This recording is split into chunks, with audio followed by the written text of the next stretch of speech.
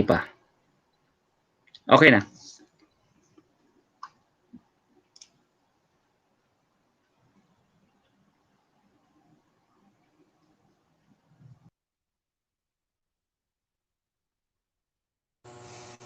Hi, good day. This is the series of lecture for the subject Contemporary Philippine Arts from the regions of the Cavite National High School. But of course, this video will also be used by other teachers and other professionals who would like to use this discussion. This series of lecture that we have started for if I'm not mistaken, 4 videos already, and this is the fifth one. And from the previous video, we have started trying to look into the American influence in the part of the visual art forms in the Philippines. We've mentioned a lot of things there, and we've said that it's important that if you review again the videos for visual arts, you should have probably it's important that you were able to click on the links or open all other links there in the environment that we are using for the students of Cavite National High School taking contemporary Philippine arts so that you will be able to understand all the things that we are discussing here. This video, it's entitled Literature During the American and Modern Influence. So when we speak of literature, we're talking about the uh, use of language, the use of um, creative writing, and of course, it will be remembered in this point that if we will be talking about literature, we might, some of you might be asking, what happened to the ancient script of the Philippines? What happens to the Baybayin of Tagalog regions? What happened to um, Basahan in Bicol and all other scripts that had been using? You can see that in the screen, the different scripts that uh, had been mentioned during the ethnic tradition. And this is the earliest form, the early form of writing of the Filipinos, which later on was replaced by the alphabet of the Spaniards, and then in the American influence during the formal education, we were introduced to another kinds of alphabet. Now, some of you might be asking, does these scripts, particularly uh, Kabaybayan, are still being used during the American period? The answer might probably yes, but if we are going to look into to look for the evidences for that, then we might uh, be required to probably look into the archives and the museums to find out if during the American period, this ancient ethnic tradition of writing of the Filipinos are being used. But of course, it will be uh, aptly important to mention here that at this moment, during the early 2019 and even the present 2020, there are movements about going back to the ancient scripts of the Filipinos. And later on, we'll be talking about that as to how this development has been progressing. Now, in this video, since we mentioned that this is about the American influence and also the modern influence to the literature in the Philippines, we will be mentioning some of uh, the notable persons involved in literature. But of course, these persons that I will be mentioning will also be discussed later on in other videos, particularly on the gawad ng mga manlilikhang bayan and also the National Artists Awards given by the government, Philippine government, to uh, accomplished um, notable writers of the country. Now, since we're talking about literature here, during the American period, the most uh, important figure that probably will emerge when you read history when it comes to literature is Bienvenido Lumbera, national artist for literature. Uh, Bienvenido Lumbera, and he was born on April 11, 1932. He's still alive to the present, and he was the one who started the Bagay movement. Bagay movement is a kind of poetry that uses colloquial language and is built in concrete images which tend to describe images, more images. Meaning to say, according to Bienvenido Lumbera, the this kind of poetry is trying to create through creative writing the images um, presented in the poem by the use of colloquial language. When we speak of colloquial language, we are talking about the conversational language that we use in our day-to-day lives. Now, um, there was a publication then entitled Ewan Lang, a liberating Tagalog poetry from tradition. And this kind of liberating Tagalog poetry from tradition is the use of, they're talking about the Bagay movement uh, started by or introduced by Bian Lumbera. And the national artist for literature, Bienvenido Lumbera, whose epilogue graces the book, once wrote contemporary poetry in Tagalog is fed by three streams. So there are three streams in contemporary poetry in Tagalog. And he mentioned the traditional poetry of Aklatang Bayan and Ilaw at Panitik, rhetorical free verse, and very recently, phenomenological poetry. The influence of the first is still felt, meaning to say the Aklatang Bayan, the traditional poetry, but it is practitioners and devices learned from contemporary Anglo-American poetry. The new poets, represented by Pedro C. Ricarte and Rolando S. Tino, both of them conversant with foreign literatures, in showing in their poems the mark of their readings, meaning to say the influence of what of the books that they have been reading are the ones that comes out from their outputs, and also it's taking over from elder poets represented by Amado V. Hernandez, Alejandro Abadilla, and the likes. There's no doubt a new period has begun for Tagalog poetry, according to Bian Lumbera. Lumbera's essay, The Tagalog Literature Since World War II, was written in the late 60s after the emergence of Bagay poetry. So called because um, the Bagay movement is aimed at this reconciliation between Uh, the poet and the world outside. What do we mean by that? When we speak of reconciliation between the poet and the world outside, it is trying to dissolve, eradicate the gaps between the poet and the kind of life that is going on. kind of status of life that is going on outside. What's going on with the economic side of the country, what's going on with the political side of the country, what's going on with the social life of the country, and so on.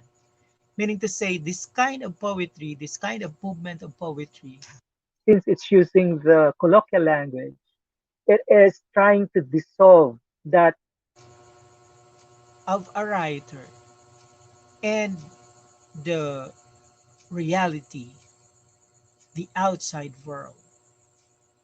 So that was mentioned in the essay of Lubera entitled Tagalog Literature since World War II. And this um, Reconciliation between the poet and the outside world was used by Rolando Tino in his poetry, and the result is the invention of new language, the renovation of the Tagalog poem itself. So, meaning to say, with what happened to the Bagay movement, it introduces the Tagalog into a different uh, level, into an invention of the Tagalog language, into a renovation of the Tagalog poem itself. Meaning to say, it's a developmental process, it's a developmental stage for the Tagalog poems during that time. Now, going back to what I mentioned about the use of this kind of technique or this movement of this Bagay movement during the American period that Tinio has used or has bring about in in his poetry, in What a Deluge, poems he present rushing past the Taglish, meaning to say Tagalog and English. That's the term being used for um, a discourse or a writing that is combining two languages, the Tagalog and the English. They call it Taglish.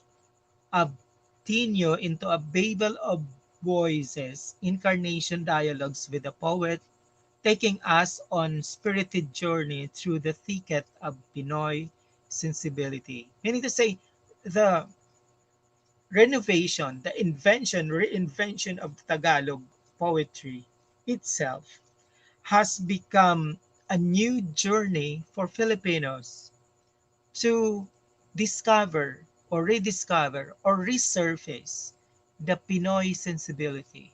How do we think? How do we express ourselves to be more vivid, to be more creative, to be more uh, vigilant in creating images in our poems. Now, uh, it's it's equally important that we should somehow look into the examples of the writings of Rolando Tino during those period of time so that it will be concretized by uh, the discussion that we had, how the Tagalog language has been renovated or how the Tagalog language has been reinvention because of the poetry, the use of the Bagay movement concept, and also the use of uh, Taglish represented by Tinius writings. And the most famous one here is, of course, the Valediction sa Hillcrest. The title itself, Valediction sa Hillcrest by Rolando Tino, which is a poem that employs Taglish as a language. In the title itself, Valediction is an English language, Sa is a Tagalog, Hillcrest is a name of the place. So, um, I think I'm going to read to you the entire uh, Valediction sa Hillcrest by Rolando Tino. I'll just open the copy of the poem. Okay. By the way, I think we still have other pictures to show of uh, national artist Bien Rivera. That one is the picture of Bien Lumbera when during the Dangal ng Lahi awarding last February. And the other picture there is that's me and January Yap, and of course Tata Bien during the 58th Philippine National Writers Workshop in Baguio City. in 2017 or 2018. Okay, now we have here the Valediction sa Hillcrest by Rolando S. Tino.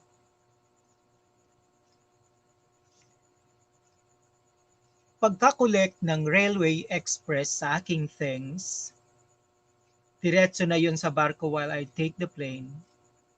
Inakyat kong muli ang N311 at dahil dead ang winter, nakatop coat at galos kong nag-right turn sa north wing ng mahabang dilim.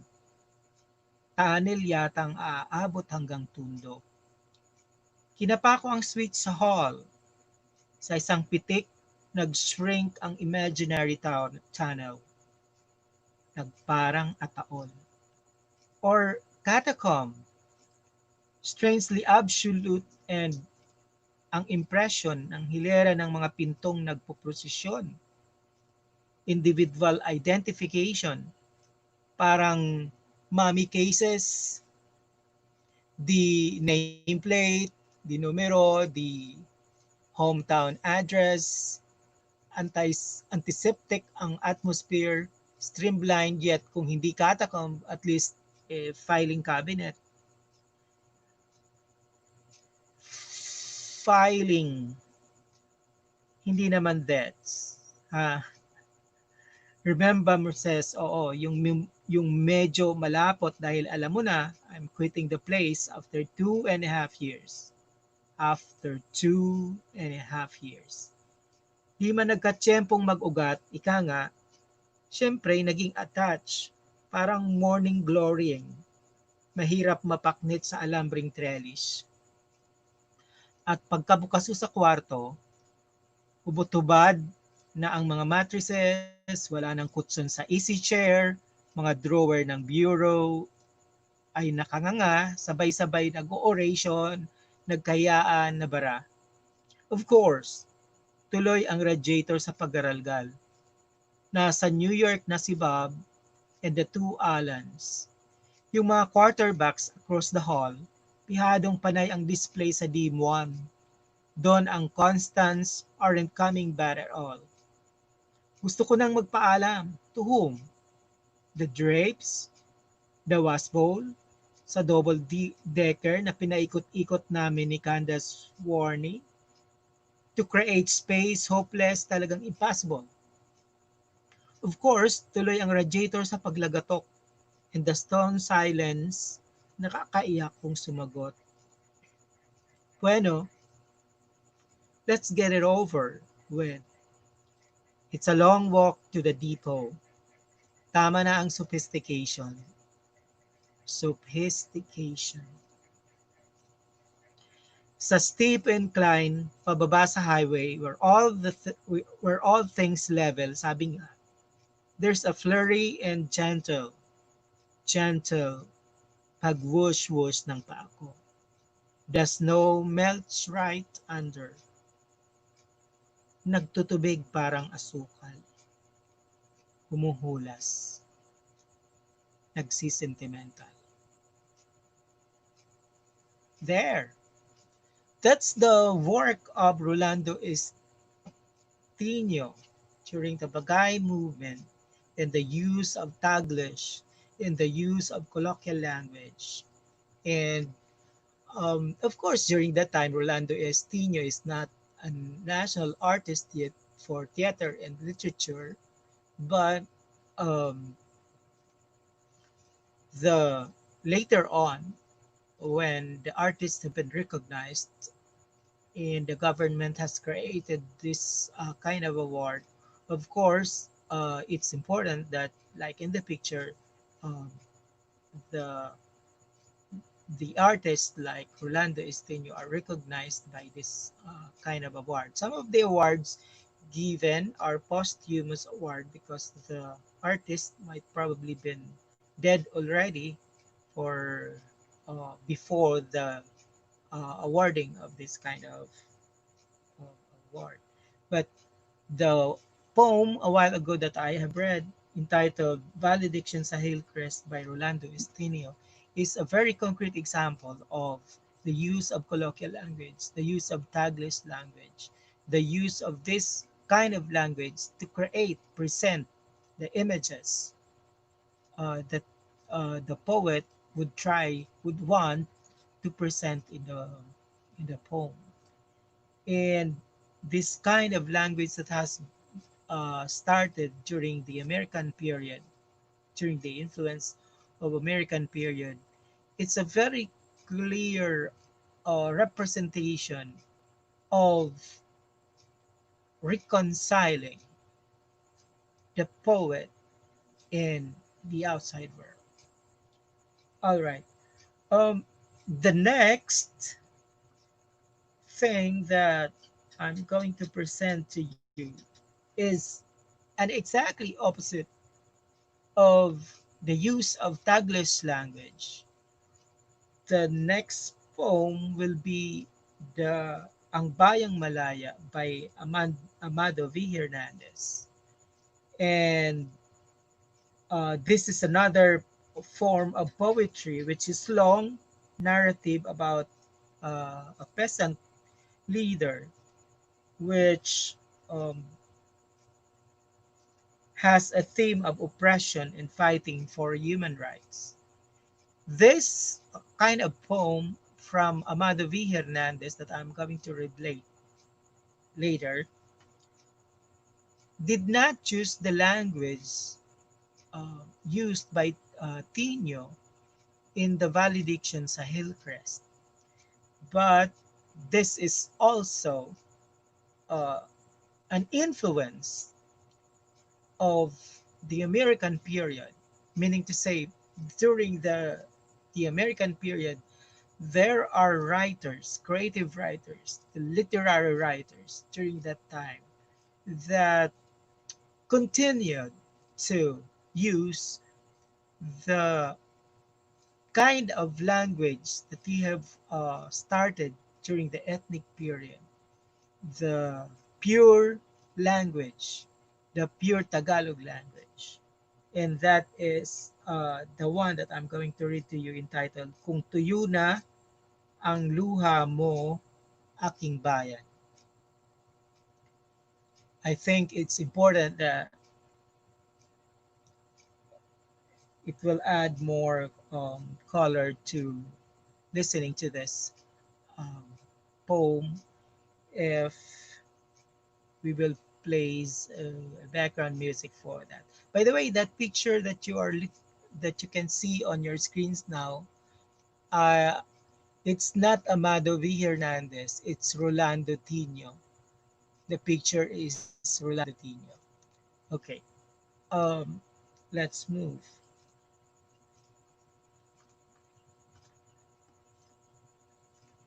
Kung tuyo na ang luha mo aking bayan by Amado V. Hernandez.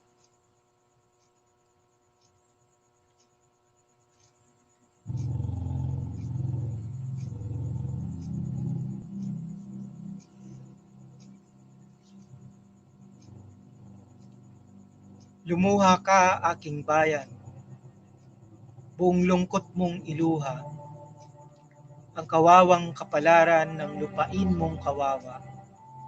Ang bandilang sagisag mo'y lukob ng dayong bandila, pati wikang minanamoy, busabos ng ibang wika.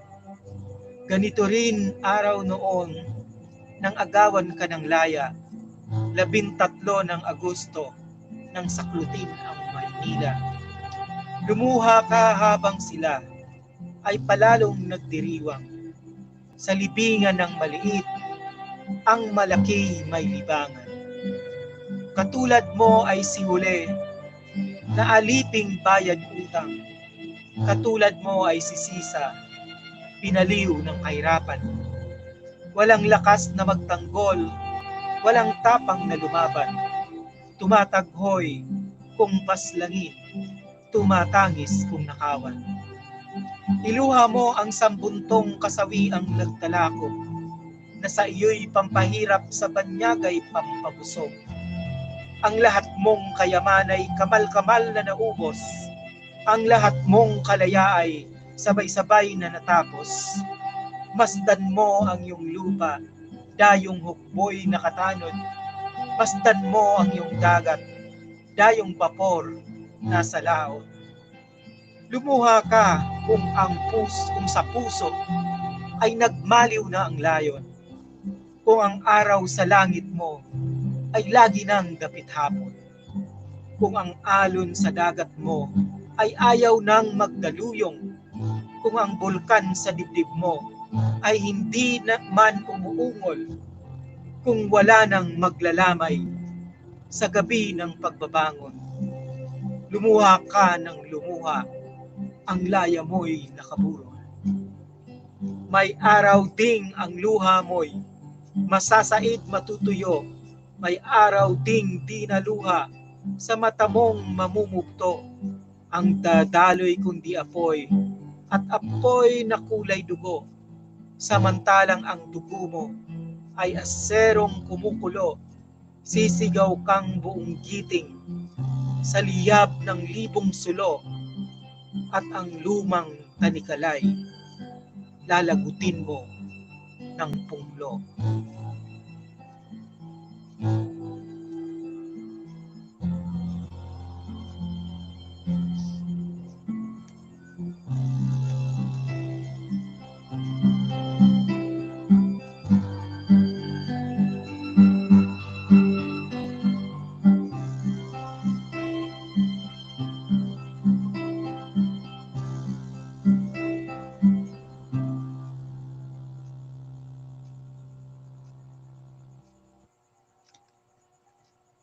Okay, that's the poem of Amado V. Hernandez. And as you can see on your screen, Amado V. Hernandez was also awarded as one of the national artists for literature.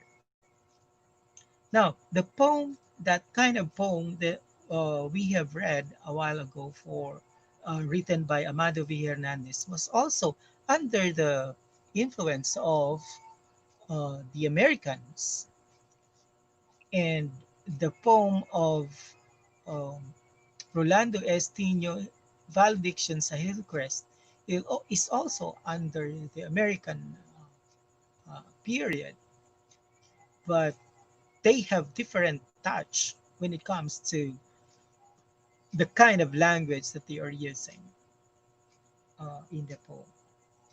Now, to sum it up, there are other writers that uh, emerged during the American period, and there are also uh, a lot of writings that were produced during that time. During the martial law or the Marcos era, themes such as social protest and social realism, social issues and problems, political turmoil, poverty, and equality has been the subjects of literary pieces during the Marcos era. And that is very obvious because of the oppression and the repression that the Filipino people had experienced during the time of martial law. The short stories after the World War, um, the short stories were focused more on self consciousness and that self expression of the writer. While the novels, the production of novels with socio political themes continued after the World War II. So, meaning to say, the novels that we had been producing during the American period, even during the time of the World War II, and after the World War II, this kind of themes has been part of the novels that had been produced. In the essay and literary criticism side, more women emerged in contemporary Philippine literature. That's one thing.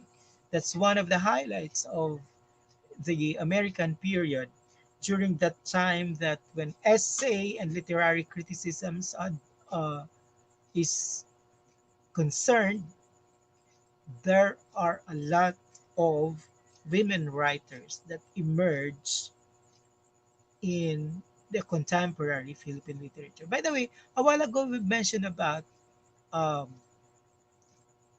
the modern influence.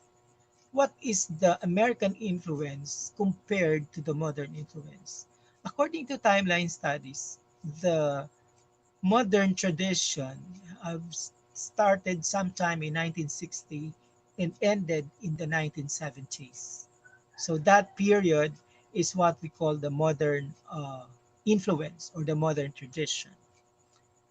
But of course, the American period have started from 1946 or 45, when the uh, MacArthur returned and toppled down the Japanese uh, invaders. And then that's the start of the American period. Now, the to probably mention something about the rest of the writers that emerged and the writings produced during the American period. Let me read to you some of the important notes here. It is a period, according to the the Philippine literature, the the American period is a period in Philippine history that started in 1945. It was the time when the Japan surrendered to US until 1970, and it is also known as the recovering era. The transitional period in Philippine literature from the American style to the modern style Filipinos. It is also the time when Filipinos learned how to express themselves more confidently. The characteristics of Philippine literature of the Filipino writers during the post-war period are the likes of Macario Pineda, who write and published Ginto sa Makiling on 1946. Ginto sa Makiling is the first Philippine literary work after the World War II. So let's not forget that. It's important to know that after the World War II, there is a Philippine literary work that has been produced, and that is Ginto sa Makiling by Macario Pineda. And I think we have the summary of the Ginto sa Makiling by Macario Pineda. I'm not sure if it can be flashed on your screen. Okay, that's it. The Gintong maituturing ang nobela sa ginto sa makiling. Isinulat sa wikang Pilipino at isinalaysay ng may pambihirang kausayan. Isa itong review. It's a review of the ginto sa makiling. Nagsimula ang kwento sa pagtatakda sa isang mamamahayag na alamin ang pagkawala ng isang matandang dalaga sa paraang di maipapaliwanag. Ang naatasan ay matagal nang nadinig ang kwento na itinuturing parang isang kwento ng pag-ibig sa lugar. Agad nitong pinuntahan ang tiyuhin na si Doro na nakasaksi sa kaganapan na ito mula pa ng pagkabata. Si Edong ay isang binatang umiibig sa dalagang si Sanang nang habang nangunguha ng bulaklak na dapong sa isang napakarikit na hampas ay nakapinsala sa pugad ng ibon. Sa kagandahang loob ni Edong, pag naisagipin ang inakay na nawalay, ay nahulog ito sa mataas na bangin. Hinanap ng mga kasamahan nito si Edong o ang bangkay nito, ngunit wala silang nakuha at pinagpapalagay ng patay ito. Nagdulot ito ng labis na kalungkutan kay Sanang. Sa ikalawang linggo ng pagluluksa ni Sanang na kinasaksihan ng buong baryo sa unang pagkakataon ay nagpasya siyang muling lumabas ng tahanan. Bigla, sa araw ding yon, lumitaw si Edong. Maayos ang kalagayan liban sa kaunting pag-ika-ika ng paglakad. Ito ay ikinagulat ng lahat, maging ni Sanang. Dito, ipinagtapat ni Idong kay Sanang ang pangyayaring sumagip sa buhay nito at babago sa kanilang buhay. Kinailangang bumalik ni Edong sa Makiling at sa pagkakataong ito ay sinama niya ang musmus na si Doro sa mahiwagang bayan na tanging musmus lang at mga karapat-dapat ang makatuntong. Dito nananahan si Maria Makiling, kasama ang iba pang kinapal na nakaambag sa kabutihan ng lahi. Ito'y mundong di nalalayo sa panahong iyon, liban sa mga suliraning binubunga ng kasakiman ng tao ay di umiiral. Dito na mananahan si Edong na kung tutuusin ay kinuha na ng kamatayan, ngunit dahil sa kagandahang loob at nabigyan ng pagkakataong mabuhay muli sa mahiwagang bayang ito. Dito pumasok ang suliranin ng kwento pagkat hinahayaan lang mamuhay dito ay piniling iilan at natapos na ang buhay sa natural na mundo. Gaano man kamahal ni Edong si Sanang at gaano man ang kabutihan nito ay di maaaring manahan sa bayan ng Makiling, liban sa kung malalampasan nito ang pagsubok na itinakda ni Maria Makiling. Umalik si Edong at Doro, dala ang regalo nila Maria Makiling na isa pang mahiwagang babae na si Urduha para kay Sanang, regalong babago sa buhay di lamang ng buhay ni Sanang, kundi kasabay ng pamilya nito, isang bayong na ginto. Dito nasubok ang katatagan at karupukan ng mga tauhan sa kwento. Naglilitawan ang mga sularing hindi gumambala noong payak pa ang pamumuhay ng pamilya. Mula rin, mula rin nito ay di na makikita ni Sanang ang kasintahan hanggang malampasan ang pagsubok na itinakda.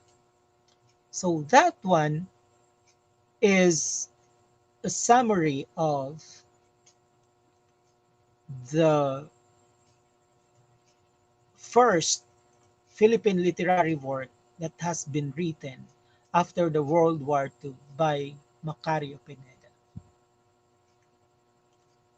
Another person that probably you are going to encounter when you look into the Philippine history and also the history of the Filipinos during the American period is Esteban Javellana, who published his work Without Seeing the Dawn, which is also about the experience in the World War II.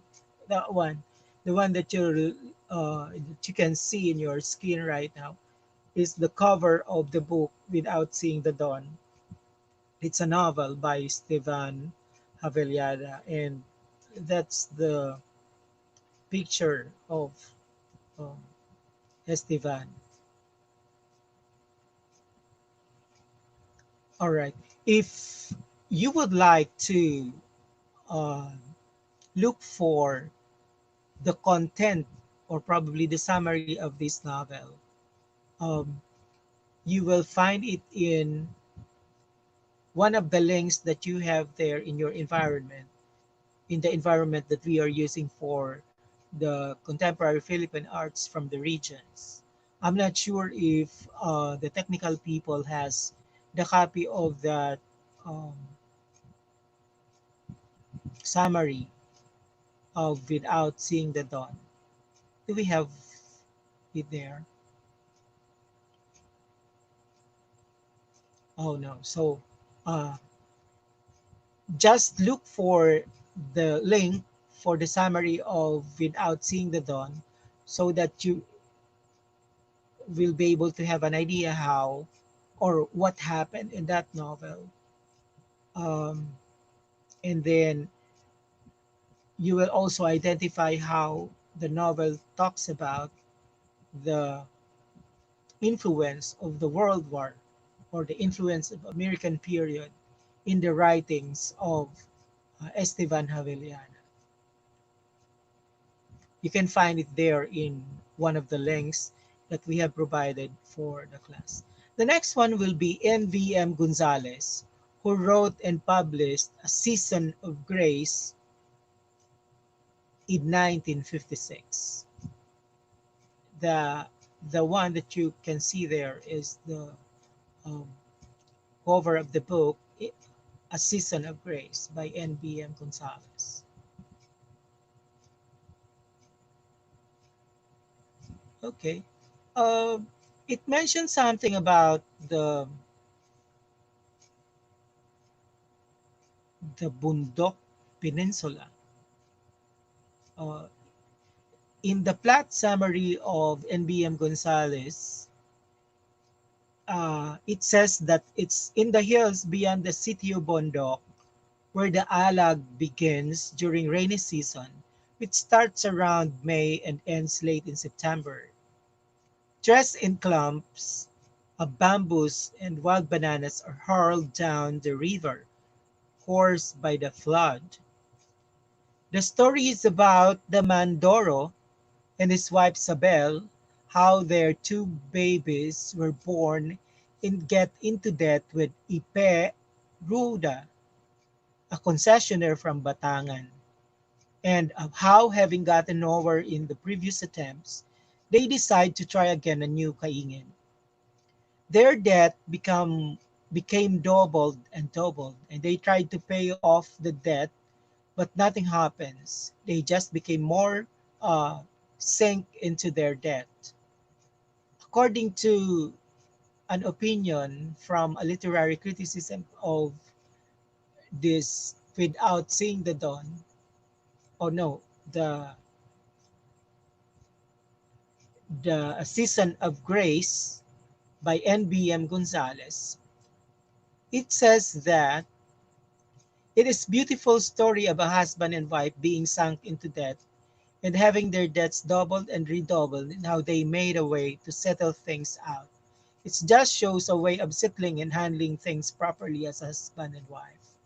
This is a story of greed and of kindness, poverty and violent quarrels, hunger for new rice and for fresh fish. The book was a bit boring on the first part of the story. That's according to the criticism, of course, the one who wrote this.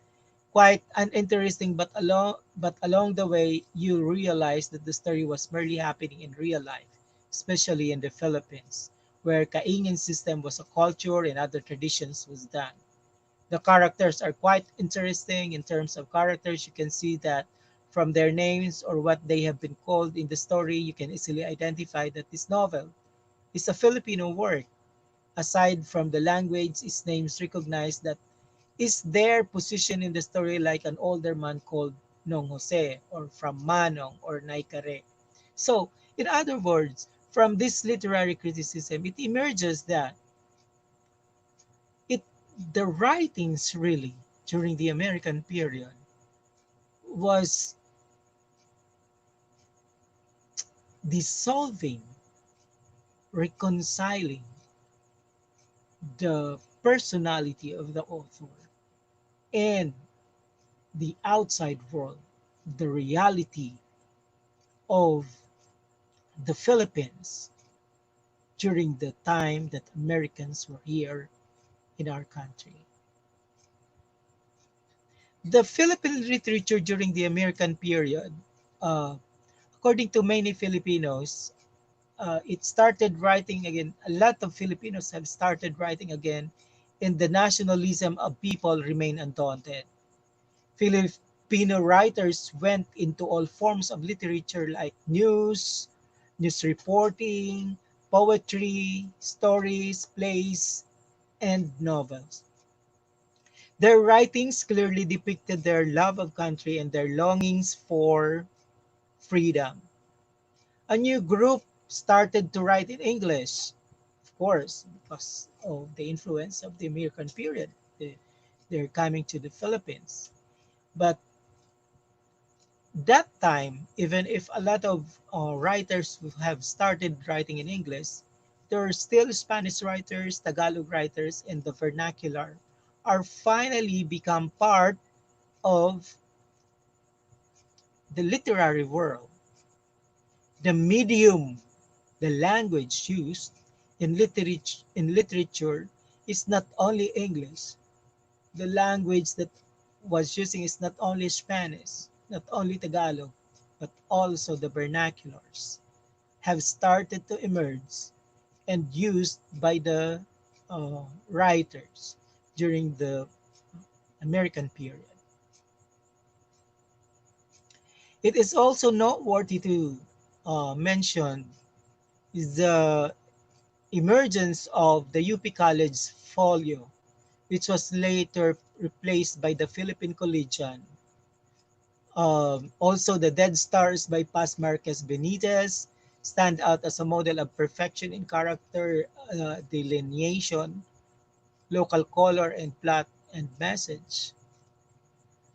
Also, of course, the Spanish writers, it the El Nuevo Dia or the New Day, El Grito del Pueblo, the Call of the Nation, and El Renacimiento was also one of the writings that emerged during the American period. We also have the Kahapon Ngayon at Bukas or Yesterday, Today, and Tomorrow written by Aurelio Tolentino. We know that Kahapon Ngayon at Bukas is one of the celebrated plays that has been staged to the different places in the Philippines. We also have the Tanikalang Ginto, Abuan Abad, Malaya by Tomas Remeo, Walang Sugat by Severino Reyes. We also have Lope K. Santos, the father of the national language grammar, was also called Apo of the Tagalog writers. We also have Banaag at Sikat, written by Lope K. Santos. Also, we have Jose Carasan Lisos, who was popularly known as Joseng Batute. He was also called the poet of love in his time. And there are a lot more writers that emerged during the time of American period, which we are going to discuss thoroughly when we reach the point that we are trying to trace from region 1, from all the regions, who were the writers that emerged from this region, and when did they surface, when they have started being a writer. Was it during the ethnic tradition? Was it during the Spanish tradition? Or was it from the American tradition or the modern tradition? Or they emerged from the contemporary tradition? All right. So I think we have uh, discussed enough um, number of persons or writers and also their writings during the American period. And this is going to give us an impression that during the American period, the Filipinos have already experienced the oppression and repression, the difficult times that the Filipinos have suffered during the more than 300 years of the Spanish stay here in the Philippines. And according to the different forms of arts, particularly the visual arts that we've mentioned in the previous video, it says that even if there is an influence of Spaniards in the paintings, the the ethnic tradition of the Filipinos still is still there. The the visual artists have clinged into the subjects and themes in their artworks the love for their country. And here, mentioning Bienvenido Lumbera, mentioning Rolando Tino, mentioning Amado V. Hernandez, mentioning NBM Gonzalez, their works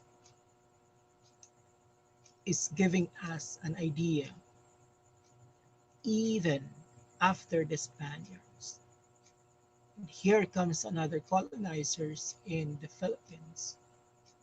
We never stop from writing the lives of the Filipinos, the real experiences of the Filipinos, may it be in the poem or short stories or novels or essays or criticisms.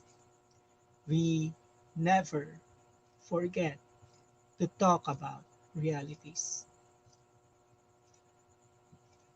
And so, to end this session, we are going back to the poem of Amado V. Hernandez, Lumuha Ka Aking Bayan. But we're not going to read it. We are going to hear Bayang Barrios singing the song version of the poem of Amado V. Hernandez.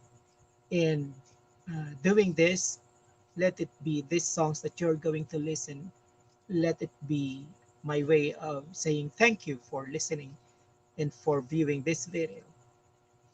And I hope that you will continue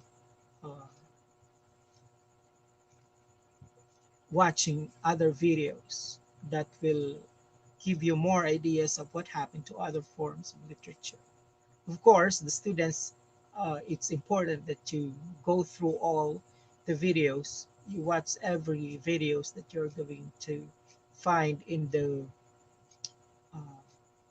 online environment that we are using for you to have more critical and more specific concepts of what happened during these times, particularly due to different forms of arts in the Philippines. So here is the song.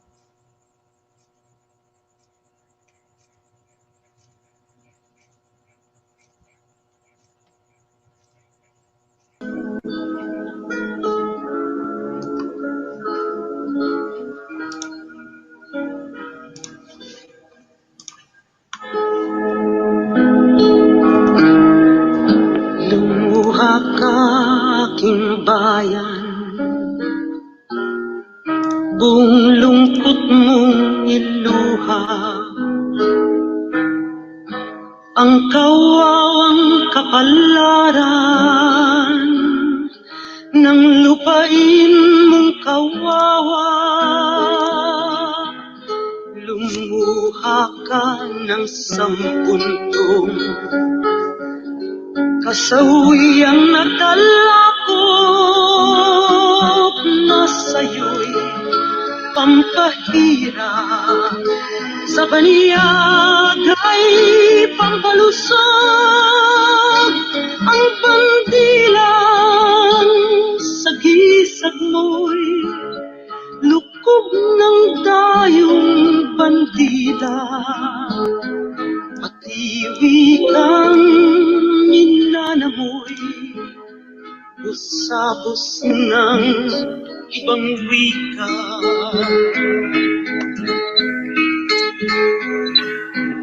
Lumuha ka bang sila ay palalong nagdiriwang sa libingan ng maliit, ang malaki may libangan, ang lahat mong kayamanay kamal-kamal na naubos, ang lahat mong kalayaan sabay-sabay na tapos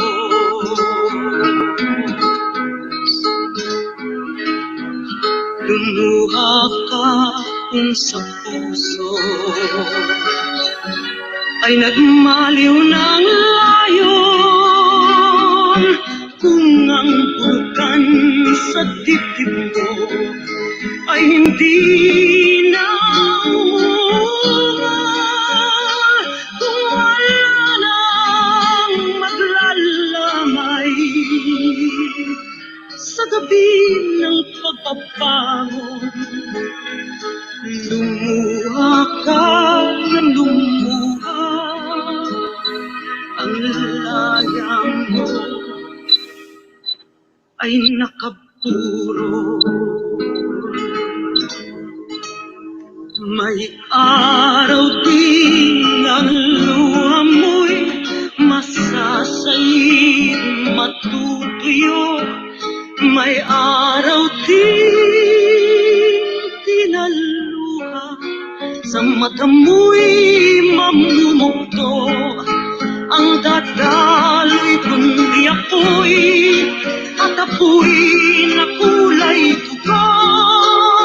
Samantalang ang dugo mo ay aserong kumukulo. Sisigaw ka ng bungkiting sa liyap ng libong sulo at ang lumang tanikalay lalagutin mo ng pula.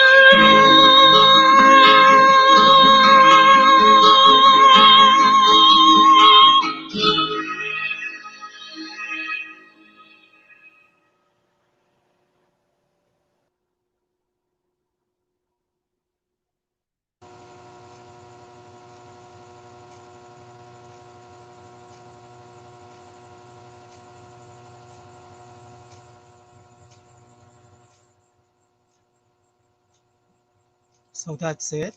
That's the last poem, but this time you have heard it being sung by Bayang Barrios. And a while ago, when it was recited, when I have read the Lumuha Ka Aking Bayan, you've heard from the background the music. That music was composed and created by Dr. Ira Bisunya. Dr. Ira A. Bisunya.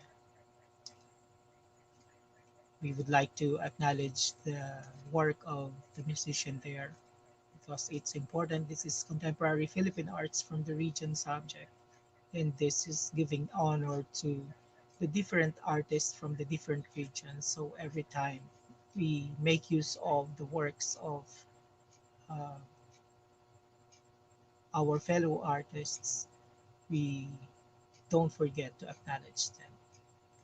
By the way, our host for this video is Mr. Froy Berana, a member of Parasurat Bicolnon and also serving as the one of the board of directors of the Parasurat Bicolnon. Thank you, Froy, for your assistance.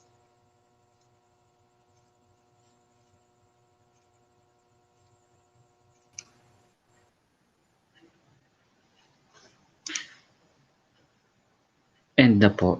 Thank you. Thank you.